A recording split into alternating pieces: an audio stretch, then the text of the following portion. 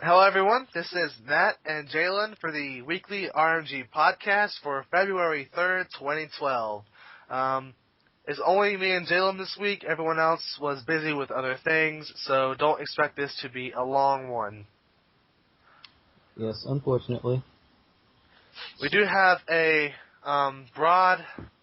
more broad aspect of things to talk about today, but less actual news articles. Just some things you can look forward to. We are talking about the Wii U and the Nintendo Network. Some new games were announced, and a big portion of our podcast this week will be about the Final Fantasy series, and we'll get to that in a little bit.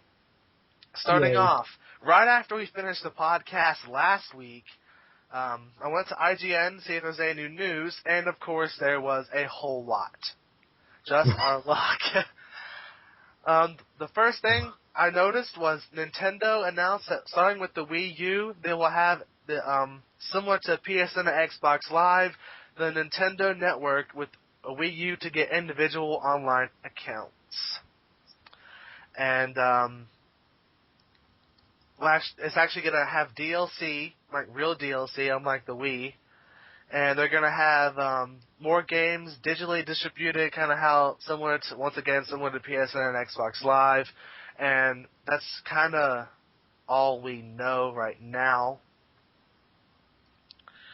But, yeah, so it's about time, I think, that they finally realized, oh, hey, our current system for the Wii and DS systems just aren't going to cut it anymore. Yeah. I mean, now they have a chance to, modernize and really get with the times. Yeah, that's true. Because, Go ahead. It's just like, I mean, they can probably get more revenue in with the DLC and things they can, of course. It just depends on what they put out there. And, of course, there's always a means of more older games coming out, too, re-releasing and things. So, I think it's definitely a step in the right direction. And it's kind of weird to, talk about Nintendo and say they're not in the modern times, even though they are, sort of. Yeah. I mean, usually they're on top of everything, but now it's with the Wii, they just kind of fell backwards.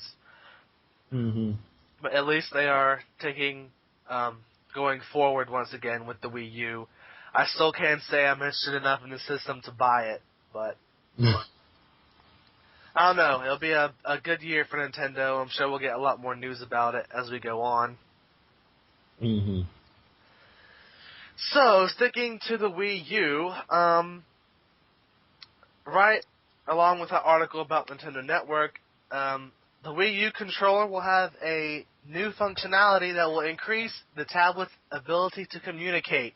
It will have an NFC functionality, which I think that's the current intent. Oh, it's near-field communication. Here's what they said exactly about it. By installing this functionality, it will become possible to create cards and figurines that can electronically read and write data via non-contact NFC, and to expand the new play format in the video game world.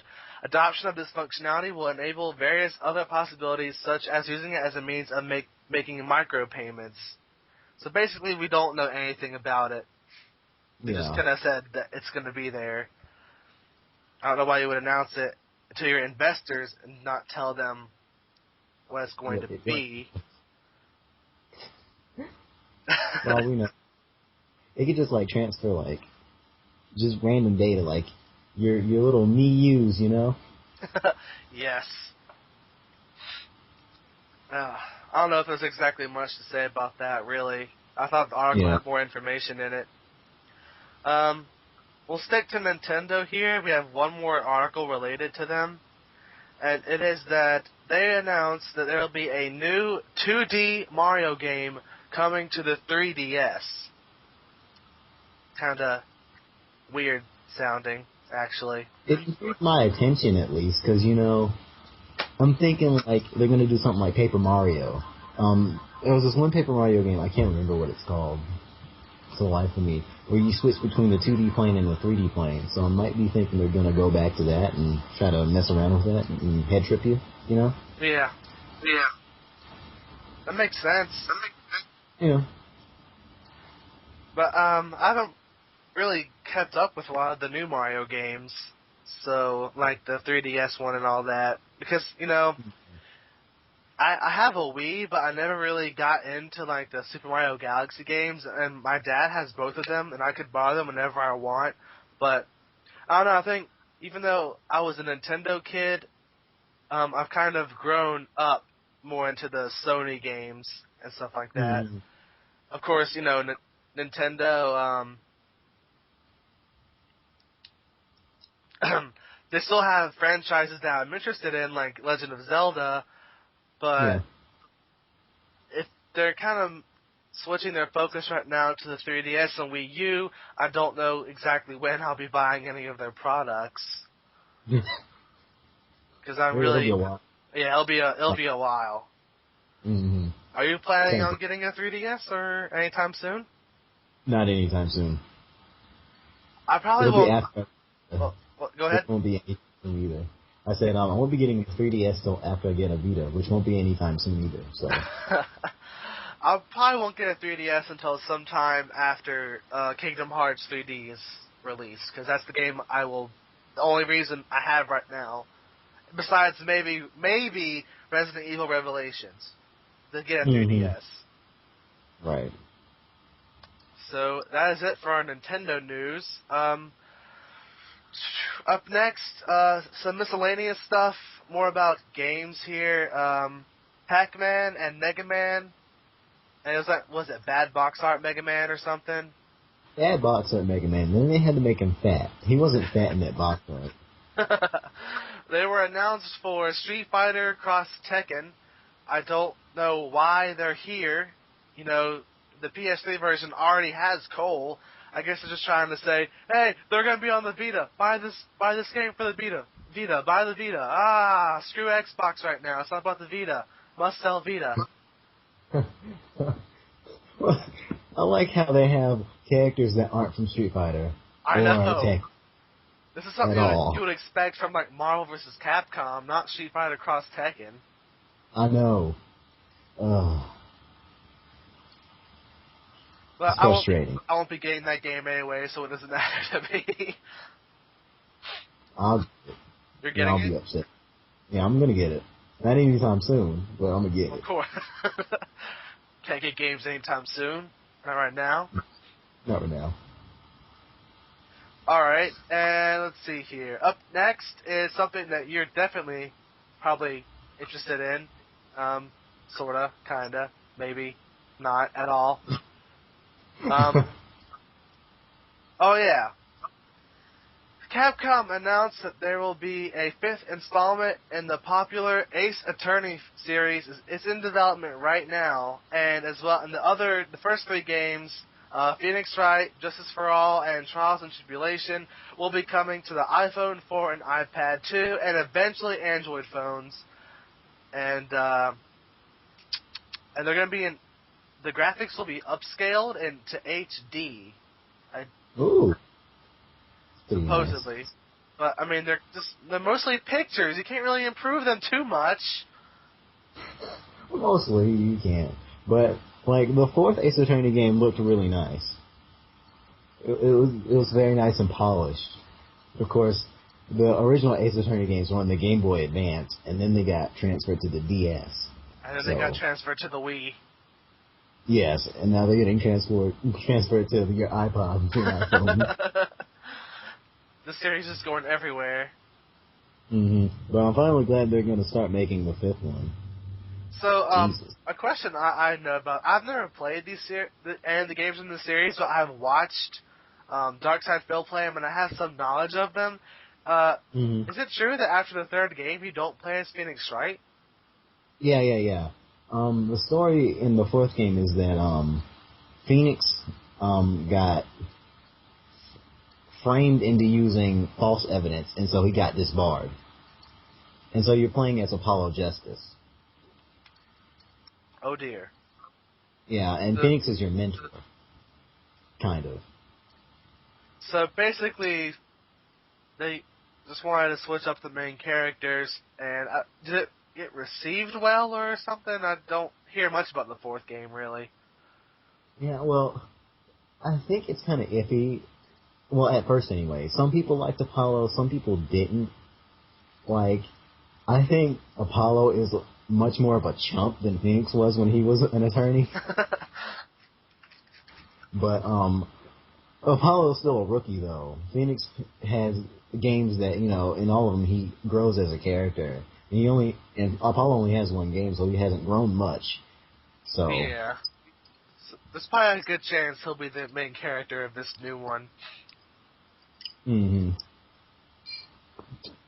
Alrighty. Anything else to say about that? I was going to say that, of course, it was hinted at in the end of the fourth one that Phoenix may come back as an attorney again, so we might get to play as both Apollo and Phoenix. Nice. And I just literally, breaking news here, I'm not kidding, I just noticed a post here that Bandai has paid 900 euros for trademarking One Piece Pirate Warriors in Europe. So it's definitely looking like we're going to have a European release for One Piece Kaizuka Musou. That's great. Now I don't have to try to understand what the Japanese is. Yes. Very, very good news coming out of that right now. I'm very excited because I can just import it. And then I'll also buy the American version just because, if we get one. If we get one. Alrighty, some more miscellaneous news. Just two little things here. Alan Wake is leaving the Xbox exclusive realm, and it will be released on Steam February 16th, 2012 for $30. This includes the 2 DLC stories, and chances are I will buy this at some point this year, and we will do a playthrough of it, because I love Alan Wake. The game was really good, and I didn't even play it. Yeah. I can't wait to play that myself. I'm probably going to get it. Yeah. Not anytime soon. Oh, of course, not anytime soon. Not anytime soon. And more, a follow-up to our discussion about THQ cutting employees last week. It was announced that they sacked over 240 employees, and the CEO took a 50% pay cut.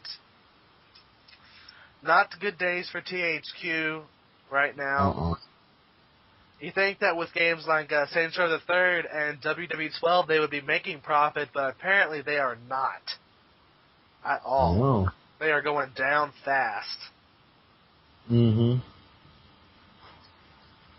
Alright, that appears to be all the miscellaneous news, and we got 2 articles up next about next-gen consoles, which, were the big focus of last week. Microsoft has confirmed there will be no new Xbox in 2012, but they said nothing about a potential Xbox, codenamed 720, released in 2013 or 2014, which is, I think, will get... I have a feeling that it might be announced this year. It won't be... I just don't think it'll be released until 2013. Yeah, probably. Because, we've gotten so much news about it recently, it's going to be hard for them to deny, oh, yeah, we're not making one. On the Sony front... Oh, wait. Go ahead. Oh, no, I was just going to make a joke. Oh, well, no, go ahead and make jokes. Jokes are nice. We like jokes. The guys at Microsoft were like, oh, yeah, we announced it. Our Xbox Project 720 is on this drawing board. Oh dear. Meanwhile, on the Sony front, they have commented on the rumors of the PS4, and they said they are in absolutely no rush to reveal it, and we don't even know if they're making one right now, but they said that when they said the PS3 was lasting 10 years, they meant it. Might as well let it ride out as much as they can. Well, yeah, as we said before, how much more can you really do? Exactly. Yeah, that's true. I mean, the Xbox, yeah, they have room to improve right now because, you know, they don't have Blu-rays and proper HD and stuff, but, I mean, the PS3 is basically like the prime system when it comes to features. It's true. I guess the only thing they can really make it do is make the PS4, like, really lightweight. Yeah. And that's about it. I mean, I'm sure they can think of new features, but I don't really know if they're necessary right now. Mm-hmm. Okay, and that is it for the next-gen discussion this time. Not really too much, but at the same time, it's kind of a lot, because we've got some more news about it. And we're going to keep talking about Sony here. They are our last big discussion before we get to the bulk of the podcast this week. First up, they have reported a loss of $2.03 billion for the third quarter of 2011. Mm-hmm. And that is a lot of money lost. Yeah. From what I read from the article, it's just not the gaming part of Sony. It's Sony as a whole. Right? Yeah, it's overall Sony. Okay. Yeah. They do have some pretty overpriced products. Yeah, they do. Some out there. Mm-hmm. And they're just like a lot of companies that make the same things, just cheaper. So I don't see why they can't, lower their prices a bit. If they really want to make a profit out of their products. It's unfortunate that they had to lose so much money like that. Yeah. But at the same time, though, I mean, people, yeah, they're wanting the cheap stuff, but they're sacrificing the quality of the Sony products. That's what makes them so expensive. They're not the best out there. Yeah. For the most part. Yeah. Not to sound like a Sony fanboy or anything. Let's see here. Yes. We reported last week that the PS Vita was not selling too well, but this week they're saying that the sales for the PS Vita are improving. Pulling this article up right now because I can't remember exactly what they said. Mm-hmm. The Vita sold 18,942 units this week, an improvement of over 3,700 Vitas from the week before. It's still being outsold by the 3DS of a ratio of 4-1, but, I mean, improvement in sales is always nice. Yeah. And there are, of course, more games are going to be coming out soon for it, and I still think the lineup for the Vita for this year is already really strong. Mm-hmm. So I think as the year goes on, we'll probably see better sales. Yeah, more than likely. And finally, before we hit Square Enix and Final Fantasy discussion, it was confirmed that Sony confirmed that the PS Vita digital game downloads, like let's say you wanted to get Uncharted Golden Abyss in a digital copy instead of a physical copy, it is confirmed they'll be roughly $5 cheaper than their physical counterparts. And, that's not exactly bad at all. I mean, hey, discount's nice. Yeah. But, alright, so do you want to, we'll be talking about the Vita in a little bit. So we can probably talk more about that when we get there. Yeah. Alright, here we go. It is the bulk of the podcast for this week. As you guys know, most likely, Final Fantasy XIII-2 launched in North America and Europe this week. Our playthrough is currently being interrupted just to upload this. So I'm playing it solo, but I know Jalen, you've seen footage of it. Yeah. You've seen some of our footage. I'm sure you've seen some other footage as well. But yeah. So we'll get to our impressions of that in a little bit, but there is news first, because we have to finish up the news segment of the podcast first. First, before we even get to Final Fantasy, there was a miscellaneous Square Enix related article. Square Enix game director and character designer Tetsuya Nomura, everyone's favorite guy, says that the company has a secret team working on an unannounced title, and immediately speculation hit, is this Kingdom Hearts 3? Because It's a possibility. it's either a new IP or it's going to be Kingdom Hearts or Final Fantasy related, because there are two big anniversaries for those series this year. Final Fantasy turns 25 and Kingdom Hearts turns 10. So I think I want it to be Kingdom Hearts 3. This is a year we need to announce it. It's been like so long since we've had two that they can't delay it anymore. They just can't. Kingdom Hearts 3 forever. We'll never get it at this rate. No. Oh, Jesus. Yeah. It might be a new game, or it could be Kingdom Hearts 3. I think with Nomura announcing it like that, it probably hints at Kingdom Hearts 3 more. Yeah. Because, he's kind of like the head of that section, that franchise for Square Enix anyway. So I wonder if this means that Kingdom Hearts 3 will getting pushed before Versus 13 for Final Fantasy, which is, a very, very highly anticipated game he's also working on, which has been in development for a while, and we never, ever, ever get news on it. But this is an unannounced title, so it can't be that. Yeah. So we'll keep you guys posted on that as it comes in, and hopefully sometime this year we can finally say, oh my god! It's Kingdom Hearts 3! And we'll have like probably a whole episode dedicated to it, because it's just kind of how we are. We'll be so excited. Yeah. Have a Kingdom Hearts special, so to speak.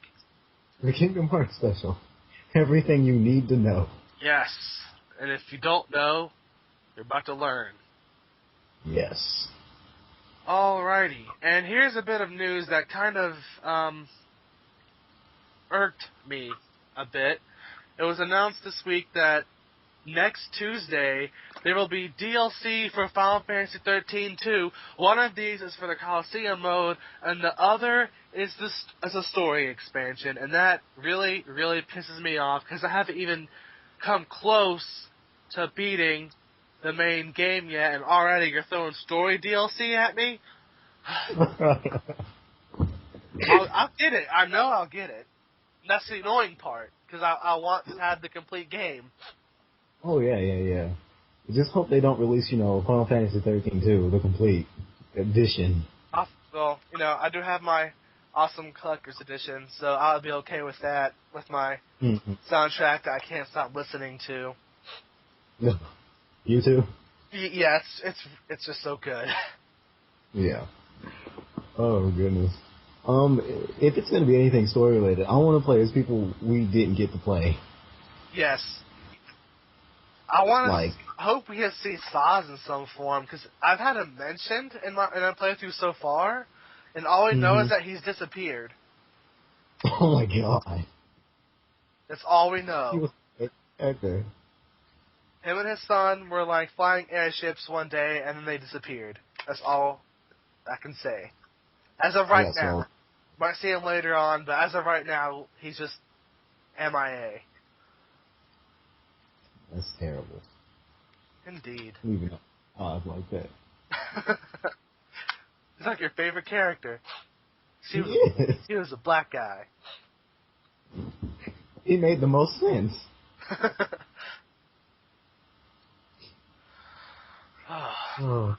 And this is our last news article, and then we'll be talking about stuff for a little bit.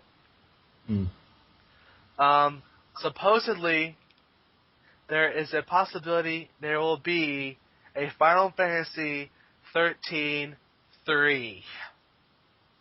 I don't know how to feel about that.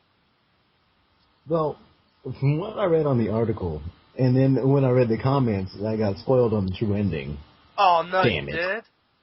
I did. I got spoiled on the true ending. Yeah, that's what it looks like. There's going to be a third game. Oh. Now, hopefully, let's hope that it's not the case, and there's just going to be more DLC that will finish up 13-2.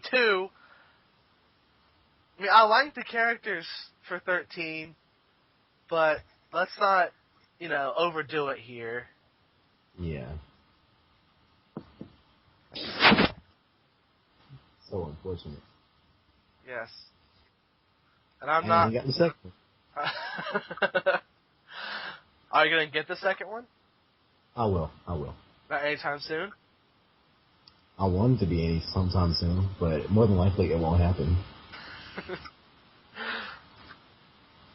Alright, that wraps up our news for this week. As we said earlier, not as much as last week, and there's not as much discussion overall because it is only two of us.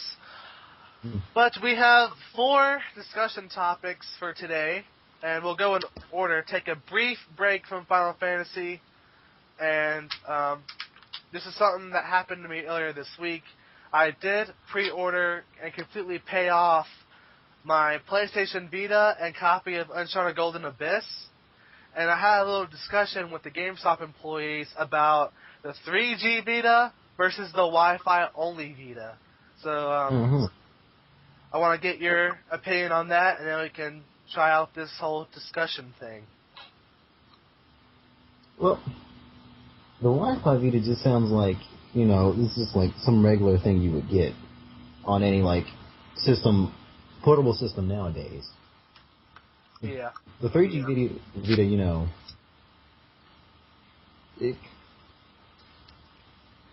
I can't even get out what I'm trying to say. That's terrible.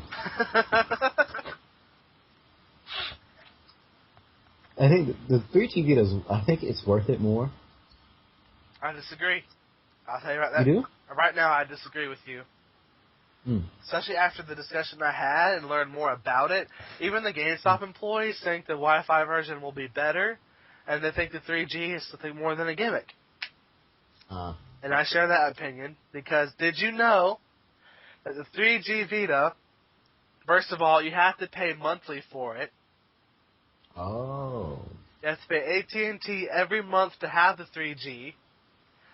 2, it is only for downloading stuff and using the internet. You cannot play games multiplayer on the 3G. Oh. And 3, I know that. Even for the downloading, you have a limit of 20 megabytes. Of course. It is not worth the extra $50 at all. You could get a game with that. That's true. Which is what I did. I pre-ordered Uncharted for it.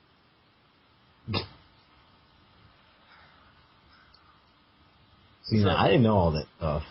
Really? Now that I do, I didn't. I really didn't.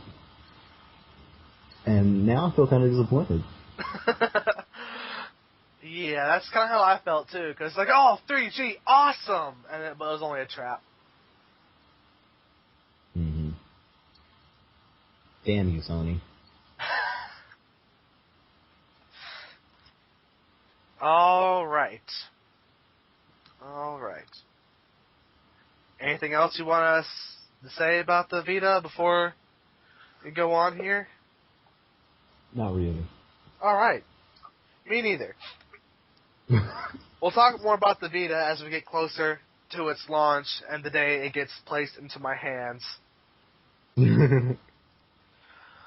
Alright, so, as I said earlier, all week I've been playing Final Fantasy XIII-2 for the channel, and Jalen's watched footage of it, hasn't yet gotten hands-on really, besides the demo, I think. Yeah. And so we're going to give you guys our first impressions of it, which is going to basically be like a preview of the review.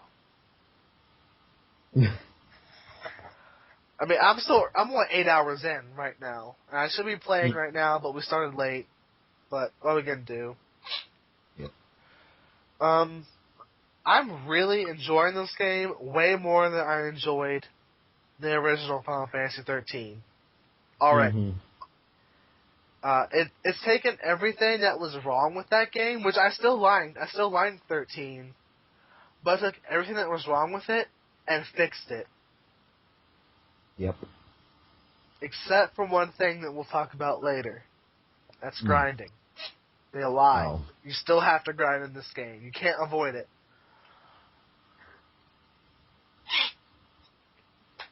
But I'm really enjoying the gameplay is basically the same for the most part, but there are a lot of new aspects, like getting to control the monsters that you fight. You might be able to capture, like, kind of Pokemon-esque style. You get a diamond, and then you can, like, equip them into your party, and they assist you. That's really, really interesting aspect that adds a lot of different possibilities. I think it was a very good choice. The story, even though it does have its confusing parts, like this whole part about Yule, there's like 8,000 of them, and it's really confusing me because they all look and sound the same. Oh.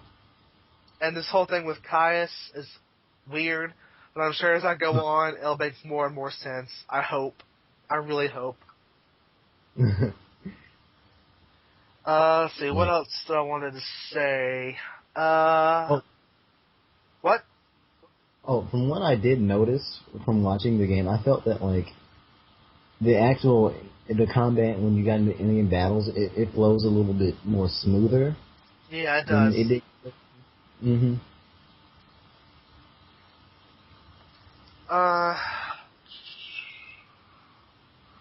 The graphics, of course, what to expect. Final Fantasy XIII was beautiful, and this game is no different. Yeah. Some of the best graphics out there. Mm.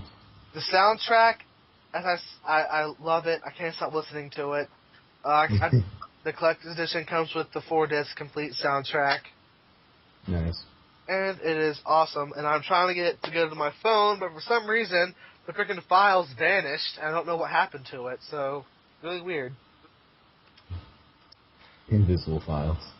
Yeah, like I was listening to them in one class today, and later on in the day, I turned my phone on, and they were gone. Damn. So I don't know what happened, but it's really, really weird.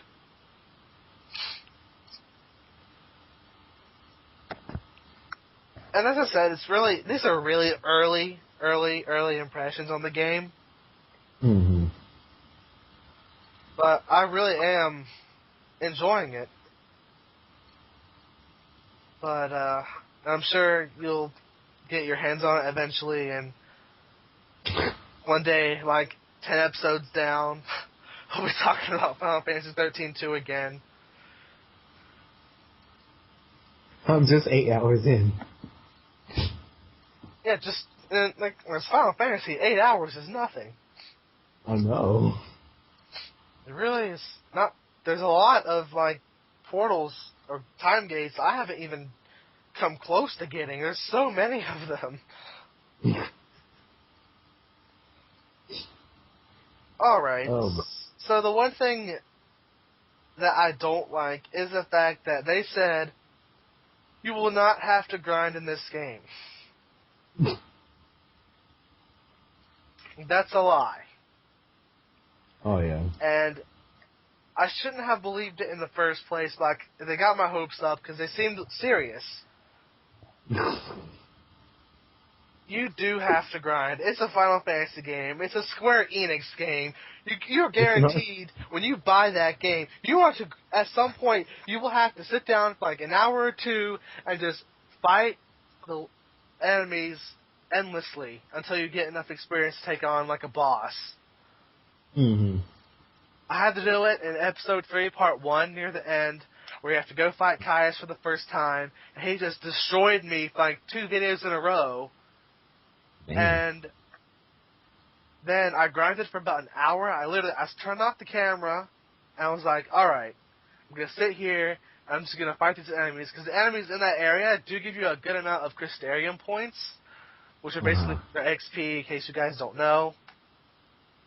So you're getting like 170 to like 300 per round. So about after an hour, I was pretty buffed up and just went in and destroyed Caius in 2 minutes. And I felt so accomplished.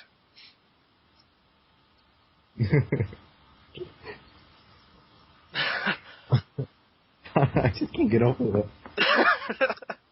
But he was like destroying me. He gets like a fourth of his health down, and he heals himself and buffs the crap out of himself, and just starts attacking more frequently, and his attacks are stronger. And he starts if you're not at the right level and don't have the right strategy, if you don't have the perfect strategy, he's gonna mess you up big time. That's what happened to me, but not this time. No, he buffed himself, and I knocked him straight back down and killed him. He didn't stand a chance. My take on grinding is that if it's an RPG, you should expect to do at least take at least an hour or so of your time to grind, just in case. Yeah, at certain parts. Especially when you get to a point where you know that, like, you won't be able to go back and grind much more once you face this boss, and you get stuck into doing it, and you have to restart the game over. Luckily, I was afraid that was going to happen. But for Final Fantasy games, at least the ones I've played, when you lose and you hit retry, it puts you right before you initiate the boss fight. Right.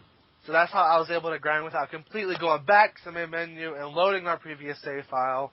So that was at least one good thing. And I do believe you have the option to change your difficulty on the fly. There's only normal and easy mode, but, you know, I'm playing a normal because I think easy would just take away the challenging aspect of the game, and that would just ruin it. Yeah. To a certain extent. I'm sure if it's Square Enix, at some point, the difficulty is going to, like, just shoot up. Like 13 did. Just randomly? Yep. What was that one guy? It was really, really hard. It was where the difficulty spike started. Reigns or something? Sid Reigns? Oh, yeah. Sid Reigns, Oh my god, like, the game's not that bad until you get to Sid Reigns, and he's just like, hey, you're screwed. Rape, rape, rape, rape, rape, rape, rape, rape, rape. I had to grind. That transformation. Oh my god. I had to grind for like 3 hours before I could finally take him on. Oh man. I had to do about the same. I thought I was like under-leveled, but no, the game just increased in difficulty significantly. It's just Square Enix's way of testing your RPG skills. Oh yeah, testing. More like just making you want to break the game disc.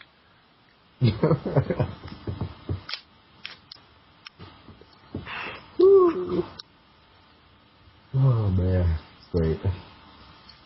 Alright, so we're down to the last topic for this week, and it is an opinionated question for the two of us, since I expected there to be more. But, what is your personal favorite Final Fantasy game?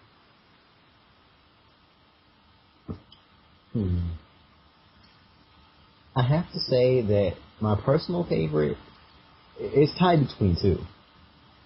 And that's Final Fantasy IV and Final Fantasy VIII. And I like Final Fantasy IV stories, yeah, considering it has the after years. The after years. I think the characters just clicked with me really well, and I think I like the battle system in that game as well too. The kind of classic-y feel it has to it, since it is pretty old now, anyway. Kane was awesome. Cecil's awesome. As for 8 is a nice little different approach. You didn't have to level up in that game. Really? The system was like, if you leveled up, the enemies would level up with you. So if you were like level 99, in the final boss would be level 99 too, and significantly harder. Oh dear. Yeah, But of course, there's the drawbacks of stuff. You had to spend a lot of time in battle. Like, you got your magic from the monsters, and you could only stock a certain number of magics. So every time you got close to running out, you had to keep going in and stocking more magic. That's annoying. I'm not gonna lie. That sounds really annoying. I know. But of course, this is like kind of give and take. But I did like that the game 8 story as well. I'm not gonna delve into it more. Matt, you haven't played 8, have you? I haven't, because I game traded off you, but I haven't really sat down and just hardcore played it yet. Mm-hmm. I'm sure I'll get around to it at some point. Yeah. But, yeah, I like the story. I think it has what? It has 4 discs, doesn't it? Yeah, it has 4 discs. Yeah. Oof. Yeah. It's not that bad. I think you can beat the first disc in like a few hours, like what, 10 maybe. Just 10? That's it? Just 10? Just 10 hours, yeah. That's because you don't get lost. Yeah. What about you, Matt? I haven't played a lot, I'll be honest. 13 was the first one I ever sat down and played to the point where I knew I'd go beat it. I have played bits and pieces of other ones and I've watched gameplay of other ones, and I can kind of base an opinion on certain ones, some more than others. Mm-hmm. So if I had to pick a favorite Final Fantasy, I would say 13-2 right now is probably my favorite. Mm-hmm. And that's just because I feel like, as I said earlier, it took everything 13 did wrong, fixed it, and improved what they already did right. And if if a sequel can do that, it's pretty successful, at least in my opinion. And 4 is definitely a close second. Yeah. I have got to play 4 for a little bit, and I absolutely loved it. The characters, as you said, they're really good. Really strong development with them throughout the whole game. And After Years is also a nice bonus. Yeah. But yeah, I've played 8 for like an hour at tops overall. 7, I've played that a little bit too on at a friend's house in Ireland. And, I didn't see what the hype was about, and I still don't see what the hype is about. It's not really that good. And that's kind of disappointing with a game that has like that much, of a large fan base. I think it's basically on the same overrated scale as Halo. Halo's not that great. I'm sorry, people. It's not. Well, I think at the time when Final Fantasy VII came out, 7 took a lot of aspects that the other 6 had and kind of put it all into one game. Bits and pieces of the aspects anyway. And when people played it, it was like a new experience for them, you know? That's fair. So, yeah. Of course, I remember reading predictions back when 7 it came out. When this is me after playing 7, going back and reading these. They were like, a lot of the people who played it and the critics and stuff were like, Square's not going to be able to make another Final Fantasy game up to this caliber for a while. and then 2 years later, in '99, 8 comes out, and I think it did just as well as 7 did in terms of sales. And I think that made a lot of people who liked 7 a lot really angry. Of course. Of course. I think it's a bit of a shame that they're so close-minded that they believe 7's the only if they think 7's still the best. It's been a long time. Yeah. There have been a lot of games, and I do feel like 13-2 is probably the best out there right now, with games like 4 and 6 coming right behind it. Mm-hmm. But I mean, if you're going to get introduced into the series, 7 will be something you will need to play eventually, but I wouldn't say play it first. Definitely don't play it first. Mm-hmm. And that's basically all I can BS out of my mind right now about Final Fantasy. Is there anything else you want to talk about this week, or are we ready to start wrapping it up? I think that's it for me, personally. That's it? So, yeah. Mm-hmm. Alright then, yeah, a bit of a shorter episode this week because, lack of people, mainly. Yeah. But,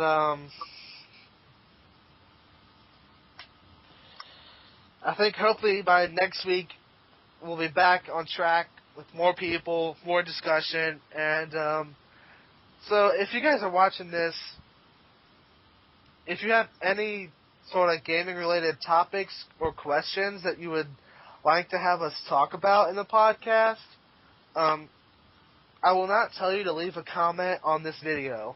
I'm going to direct you to our Facebook page, which has been around almost as long as the channel has, but it doesn't have as much exposure.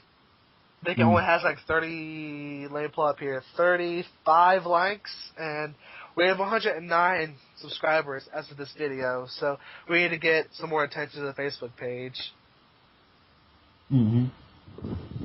And also, while we're at it, if any of you watching this video, why don't you just put in the comments your favorite Final Fantasy, you know? Yeah. So what do you think about 32?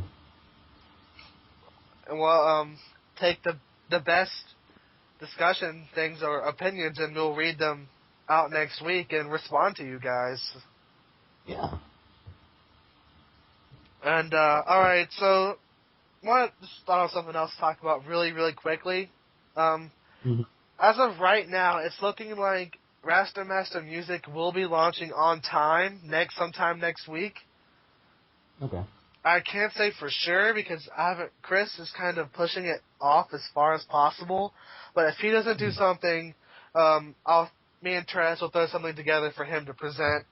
Because that channel is supposed to launch next week at the latest. So we're going to try and push that out.